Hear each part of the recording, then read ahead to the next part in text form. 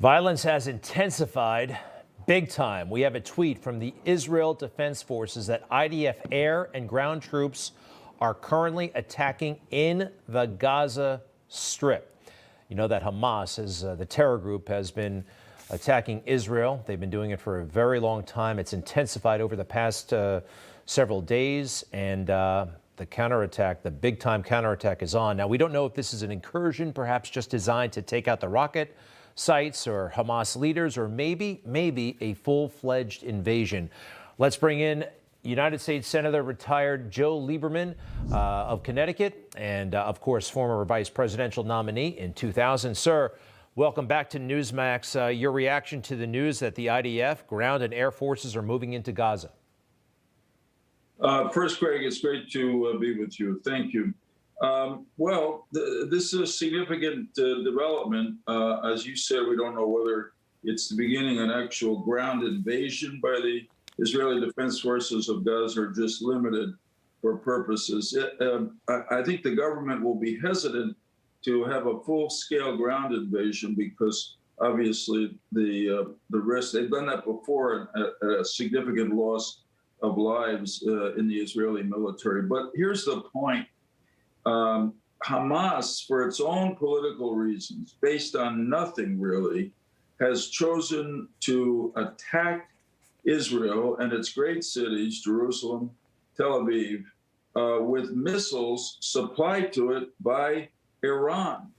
And Israel simply cannot take that. And I think the government of Israel, and my guess is they're unified across political lines, feels that they've got to hit Hamas hard in Gaza so they don't do anything this damaging and deadly for simple political reasons that have no basis in fact.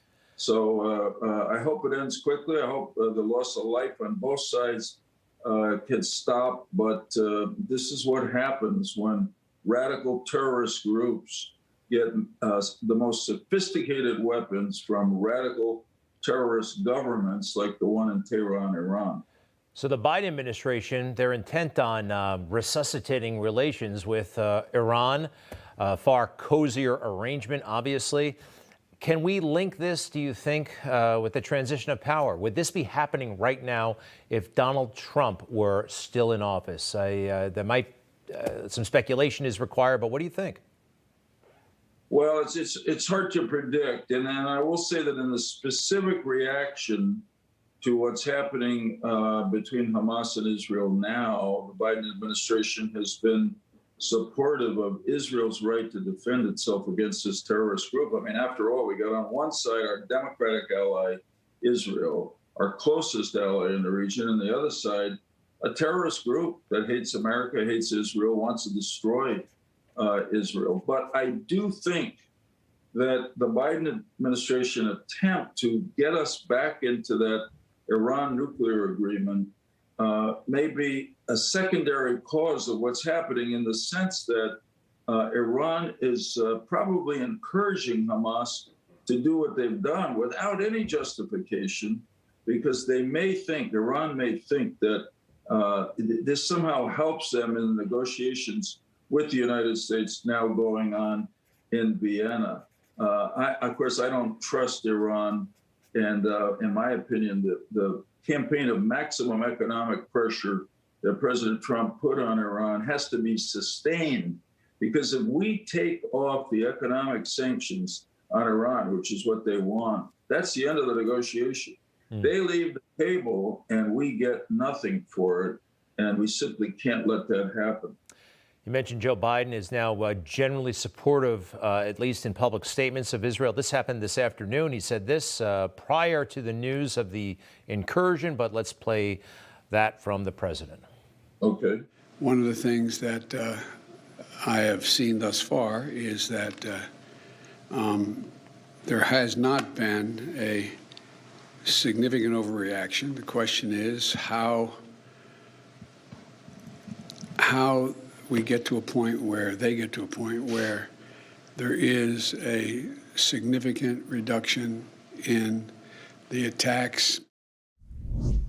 I just can't imagine a terrorist state right next to America lobbing missiles in and not a complete and devastating response from America. And everyone's looking for Israel to not overreact. What did you make of, and what do you make of Joe Biden, just his bearing and his presence and decisiveness or lack thereof? You worked with him for many years in the Senate. Yeah, he understands foreign policy. But, you know, Greg, you made the big point here. Just imagine if some terrorist group located right over our border and started to fire sophisticated missiles at some of our great cities. I mean, we would do everything we could to wipe them out. And incidentally, in this case, Hamas, in my opinion, has done this really more directed at the Fatah, the Palestinian Authority faction, which is their competitor, really their enemy for control of the Palestinian movement. They're angry at the president, Mahmoud Abbas, for delaying elections that were supposed to be held this month. And they seized on basically a legal case involving property rights, an old dispute about some apartments in East Jerusalem.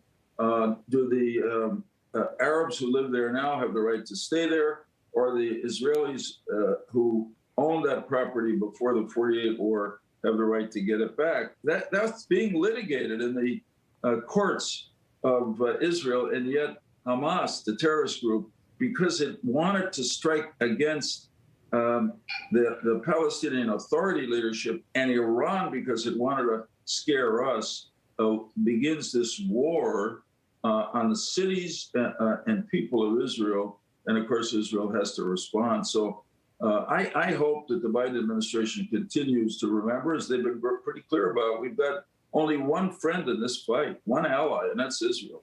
Hamas is our enemy, and they're the enemy of the civilized world. They're terrorists. Senator Lieberman, privileged to have you back on Newsmax. We thank you very, very much. Thank you, Greg. You bet. To be with you, you know, I'm a great admirer of the Kelly family. And your dad, one of the best public servants ever, and a great police commissioner for New York. So you didn't fall far from a pretty impressive tree, might add. You're the best, sir. And we were feeling the Joe-mentum throughout your career. Great stuff. Senator, all the best. To be continued. Take care. We'll be right back. Hey, I'm Rob Finnerty. Thanks for watching. If you enjoyed this video, please join the conversation in the comments below. Don't forget to subscribe, too. Hit the bell icon to be alerted to breaking news. And remember, there's a whole lot more on Newsmax TV, America's fastest growing cable news network. Newsmax TV, we're real news for real people.